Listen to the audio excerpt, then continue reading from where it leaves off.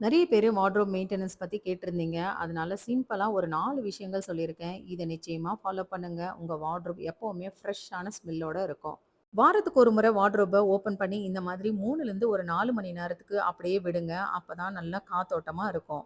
Daily தூங்கி எந்திரிச்ச உடனே பெட்ரூமோட 2 பக்கத்துல இருக்கிற ஜன்னல ஓப்பன் பண்ணி விடுங்க. ரூம் நல்லா ஸ்மெல் இல்லாம இருந்தா தான் வார்ட்ரோபும் ஸ்மெல் இல்லாம இருக்கும்.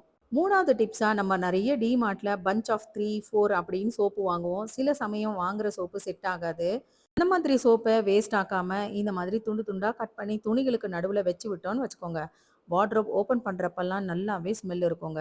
என்னோட எல்லா வார்ட்ரோப்லயுமே இந்த மாதிரி தான் நான் வச்சிருப்பேன். 4வது டிப்ஸ், ஒரு சில ட்ரெஸ்ஸஸ் எல்லாமே நமக்கு தேவைப்படும். ஆனா ரொம்ப நாளா யூஸ் பண்ணாம வச்சிருப்போம்.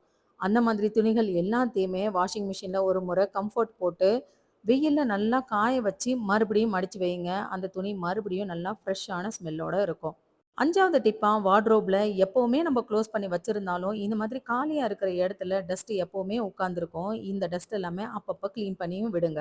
நான் சொல்லியிருக்கிற இந்த டிப்ஸ ஃபாலோ பண்ணாலே போதும், வார்ட்ரோப் எப்பவுமே ஃப்ரெஷ்ஷா இருக்குங்க.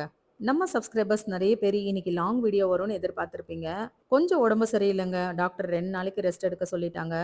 சாட்டர்டேலேருந்து கண்டிப்பா ரெகுலரா இனிமே நம்ம வீடியோஸ் வரும். இந்த வீடியோ பிடிச்சிருந்தா ஒரு லைக் பண்ணுங்க. Thank you.